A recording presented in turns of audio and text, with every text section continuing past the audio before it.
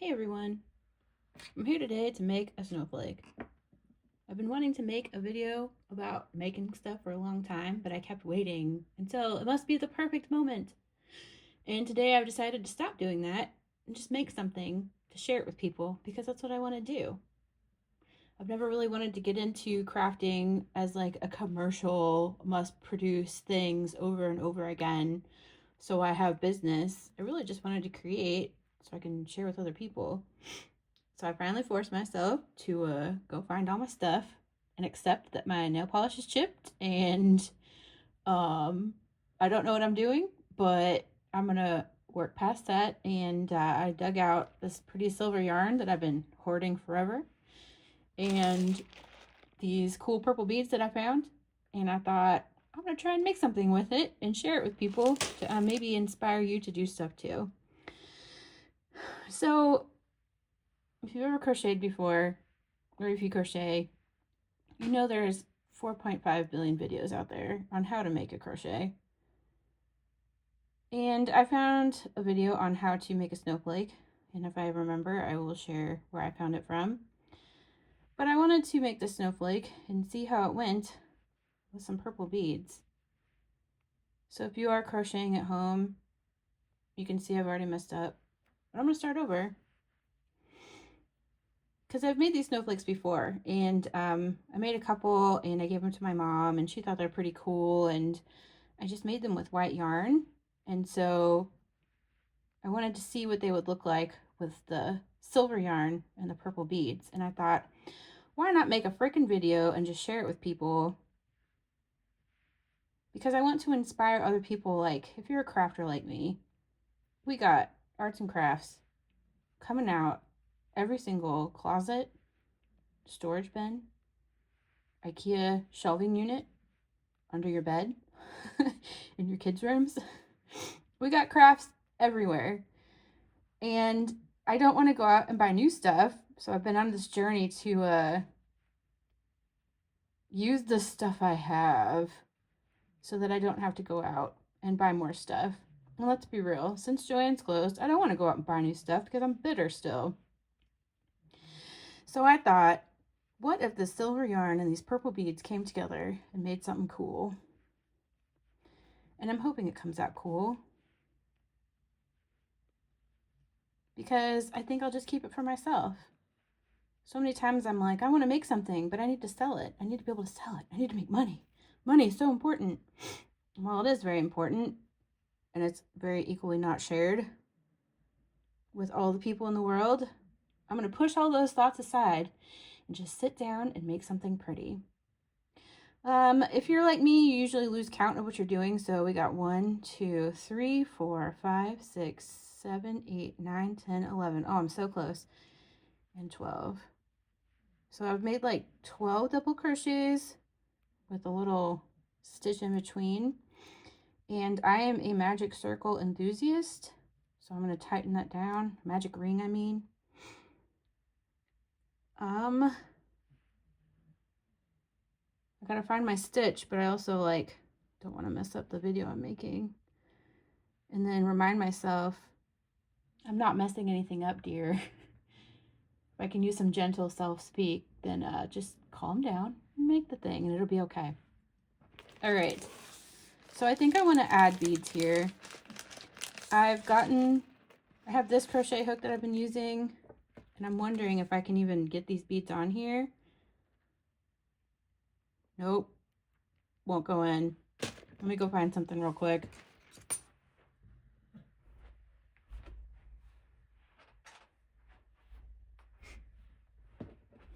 Let's see if this will work. Check that out. All right. So whenever you want to put beads on something, you just kind of have to encourage the bead to go on there with this another hook. And let's see if I can get this to shimmy itself on there. I did it. If you're like me, a lot of cussing happens when you're trying to do any sort of craft.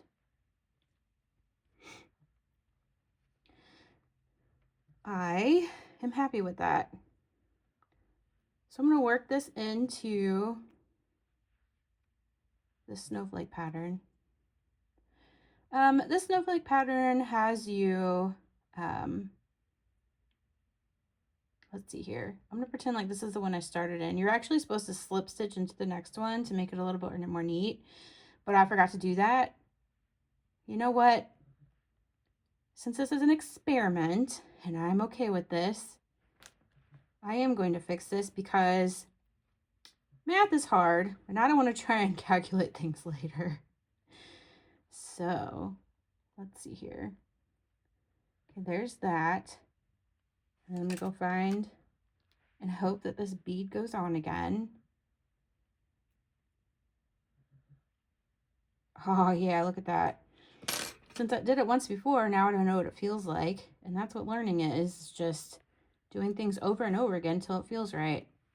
Okay, so this takes a chain of 4, and then you just go in here. You do that all the way around. So I'm gonna like do that and not talk and fast forward this part. And I'll meet you at the other side. All right, so I actually paused the video and worked on this because it was taking a lot longer than I thought it would. And this one right here, wish this was focus, would not go on, and there might have been a lot of swearing, but I also lost one because I flinged it across my room. However, 7 beads later, 6 on here, I've come to this end of this round, and when you finish off the snowflake, you just put a little slip stitch back in where that goes right there. Now that I'm thinking about this, I don't know if I did this right, but that's the beauty of creating. I don't know what I'm doing, and I'm sitting down and I'm trying something new, and I'm putting all that negative self-talk to the side, and I'm just going to try it, see what happens. So for this one, when you're making your snowflake, it ends up, you kind of start building it by slip stitching in over here. You know what? That pushes the bead out to the back, and I kind of like that. So I'm going to go on with the pattern. This one, when you made all these little loopy things, now you're going to add in like another really bulky layer of the snowflake. And so you build it by doing a half double crochet, a real double crochet. You can tell by the way I'm talking, I'm definitely from the States, so I'm using US terms. A triple crochet,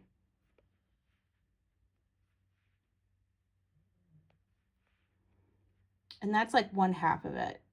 So then you chain 2, and then we do that in reverse. So I'm going to do a triple,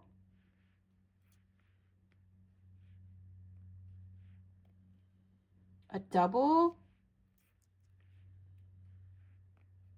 and then a half. And that is, it's not too bad. All right. I'm going to do that in each one of these things and meet you back on the other side. All right, here's the moment of truth. I made this start of a snowflake, and it looks like I'm going to have to do it the backwards way, but you know what? That's kind of cute. I'm not mad at that. It took me a long time to get through this because this yarn I have is very fiddly and kind of a pain in the butt to work with, even though it's really pretty. And while I was working on this, you know, your mind wanders and you start thinking. And I know there's like I said, what, 4.3 billion videos out there on how to crochet, how to do a slip stitch, how to do this pattern. And I've always wanted to do that, but I have imposter syndrome and know that someone else out there is doing it better than me.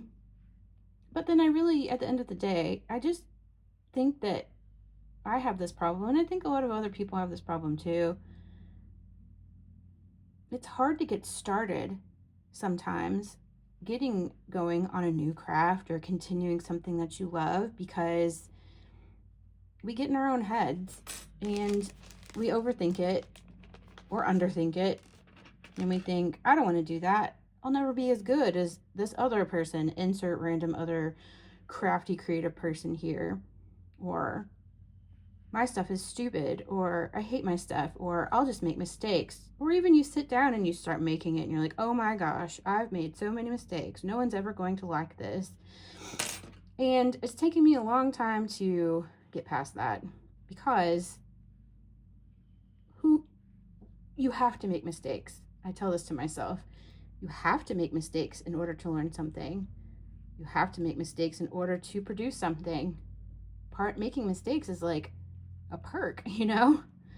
You should be allowed to make mistakes, because it's the only way you're going to be able to learn something new.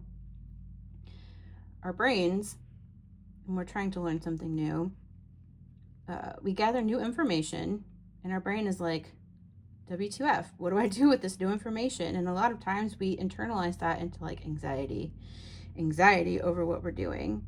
When really our brain is just like, I don't know where to put this new information, help.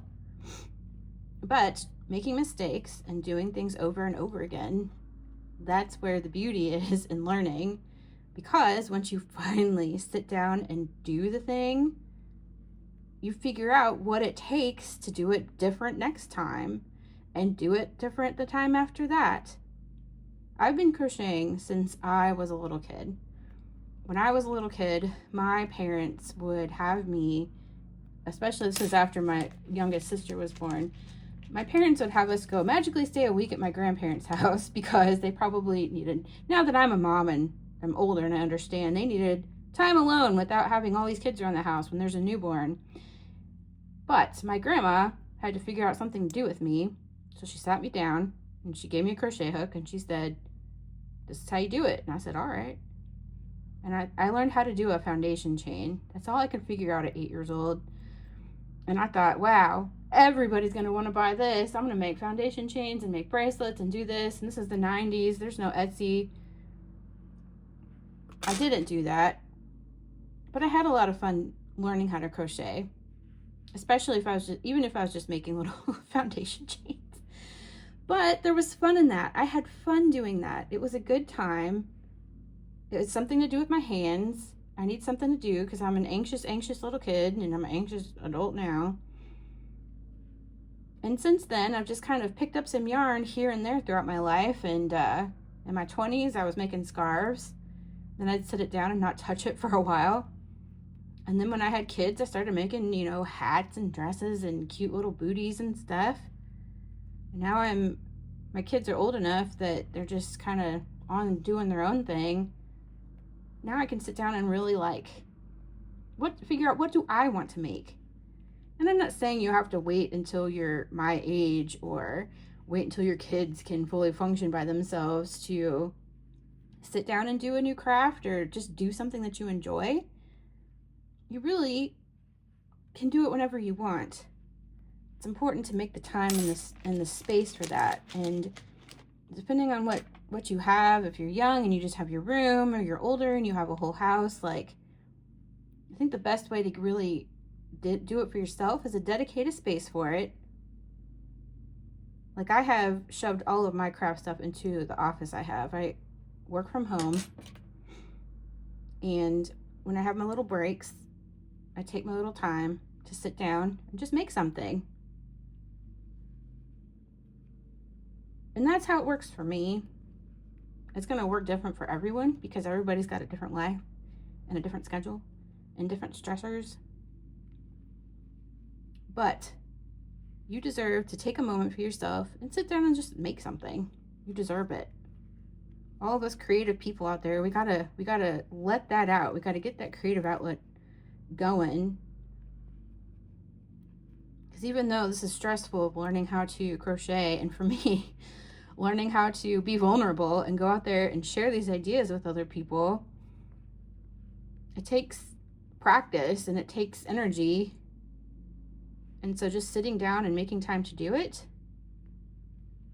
you're going to feel so good afterwards.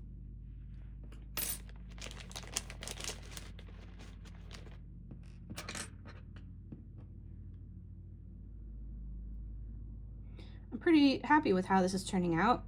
I'm going to pause and turn this off so that my sad little phone right here doesn't run out of memory on my cloud.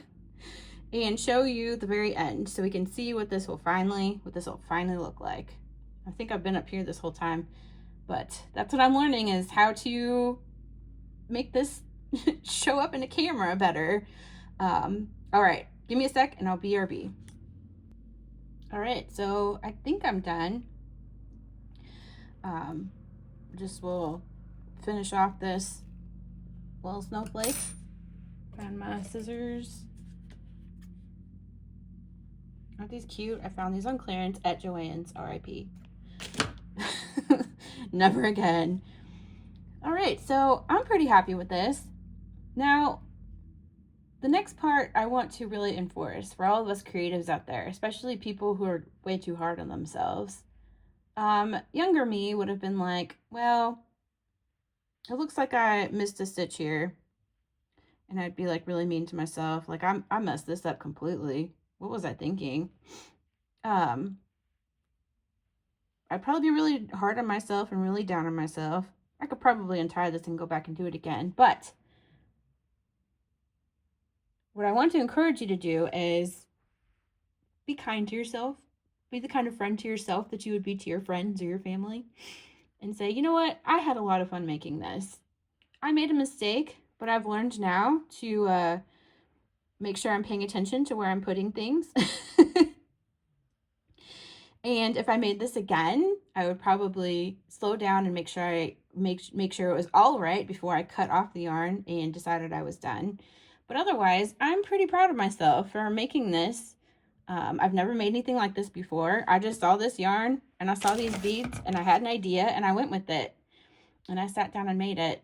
And so my message to you is go out and do that. Have some fun with creating. If you're painting, if you're using any sort of fiber art, if you're drawing, doodling, coloring book, whatever art thing that you like to do or you've never tried before, don't sit down and do it and say, oh my gosh, I can't believe I didn't do it like this person and I didn't do it perfectly. Perfectionism, it doesn't exist. No, no, no, no, no, no. I thought this would come out perfect and I noticed unintentionally I made this goof right here. And that's okay.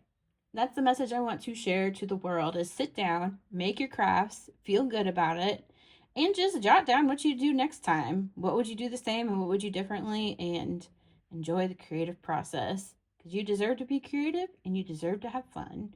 Anyway, thanks a lot and have a great day. Update. I went ahead and fixed my little boo-boo, so now everything is correct. And I woven my ends, and now it's all done. And I'm pretty happy with it. Would I make it again? I don't know. It's kind of a pain in the butt to make. And I lost a bead somewhere along the way, out in the floor in the carpet. It'll tear up my vacuum. And what will I do with this now that it's done? I'll probably give it to my kid because they'll want it and they'll immediately lose it in their room under their bed. But the process, all the things I learned along the way and what I got to do, just the process of making this, that's what I have gained from all of this, that I am capable of creating and making mistakes and fixing them and being happy with this. So anyway, thanks for listening to me and watching me crochet this little snowflake, and I hope you have a kick-ass day.